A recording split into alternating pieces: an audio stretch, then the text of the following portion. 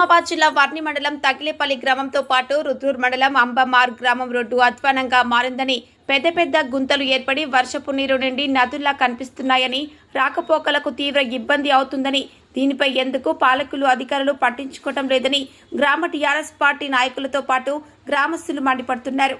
సందర్భంగా గత 2 రోజుల క్రితం వారు ధర్నా చేసి రాస్తారోకో చేసిన దృశ్యాలు కూడా చూడవచ్చు.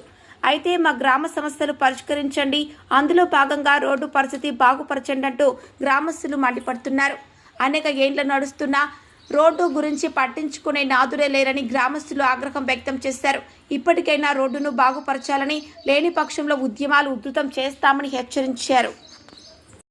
తగిలేపల్లి గ్రామం నుండి మా బీఆర్ఎస్ పార్టీ తరఫున ఇక్కడికి రావడం జరిగింది. వర్ని సెంటర్లోకి మేము ఈ బీఆర్ఎస్ పార్టీ తరఫున మన గౌరవ మాజీ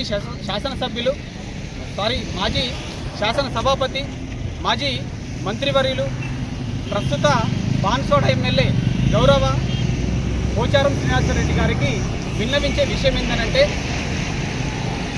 మీరు ఒక్కసారి అయ్యా ఎమ్మెల్యే పోచారం శ్రీనివాసరెడ్డి గారు, మీరు ఒక్కసారి వర్ని నుండి తగిలేపల్లి గ్రామానికి మీ యొక్క వాహనం లోపలనే గవర్నమెంట్ ప్రభుత్వం మీకు కేటాయించినటువంటి వాహనం ఏదైతే ఉందో ఆ వాహనంలోనే ఒక్కసారి తగిలేపల్లి నుంచి అందం వరకు వెళ్ళిరండి. అప్పుడు వెళ్ళొస్తే అప్పుడు మా బాధలేంది, మేము ఇక్కడికి ఎందుకు వచ్చినాం, ఈ విధంగా ఎందుకు ధర్నాలు చేస్తున్నాం, వారు తగిలేపల్లి నుంచి ఇక్కడ వరకు ఎందుకు వచ్చినాం అనేది మీకు కొద్దిగా అర్థమవుతుంది. ఎందుకోసం అంటే మేము నరకం చూస్తున్నాం సార్. ఈ రోడ్డు వల్ల నరకం చూస్తున్నాం. వర్షం పడ్డప్పుడైతే ఇంటింత మొగాలు మంటి గుంతల లోపల బండ్లు, అనేకమైనటువంటి బండ్లు పడిపోవడం, కాళ్ళు చేతులు విరిగిపోవడం, బండ్లు ఖరాబు కావడం, చివరికి యాక్సిడెంట్లు అయి ప్రాణాలు పోయినటువంటి సందర్భాలు కూడా ఉన్నాయి. ఈ విషయాన్ని మీ దృష్టికి చాలాసార్లు తీసుకొచ్చాం. ఎన్నిసార్లు పోచారం శ్రీనివాసరెడ్డి గారి దృష్టికి మా గ్రామం తరఫున మేమే కాదు, గ్రామంలో ఉండే పెద్ద మనుషులం, అన్ని పార్టీల వాళ్ళం, పెద్ద మనుషులం అందరం కలిసి సార్ దగ్గరికి ఎన్నోసార్లు వెళ్ళి చెప్పడం కూడా జరిగింది. అయినా కూడా ఎటువంటి స్పందన లేదు. ఈ రోడ్డు చాలా సంవత్సరాల నుంచి అలాగే పెండింగ్లో ఉంది. చివరిగా కొద్దిగా కోటాయికెంపు వరకు ఈ రోడ్డు వేసి వదిలేసిర్రు, అంతే. మిగిలిన దగ్గర సుమారు 4-5 కిలోమీటర్ల వరకు ఉంది. కాబట్టి ఆ రోడ్డును ఖచ్చితంగా పూర్తి చేసి అందరి జరిగేటటువంటి యాక్సిడెంట్లు ఏవైతున్నాయో వాటిని కొంతవరకన్నా నిర్మూలిస్తారని దీని ద్వారా మన ఎమ్మెల్యే గారికి చెప్పడం జరుగుతుంది. ఈ 30 సంవత్సరం నుంచి మాకు ఎమ్మెల్యేగా నువ్వే ఉన్నావు. తెలుగుదేశంలో ఉన్నా కూడా కానీ 20 సంవత్సరము, తర్వాత టీఆర్ఎస్ పార్టీలో 12 సంవత్సరం ఉన్నావు.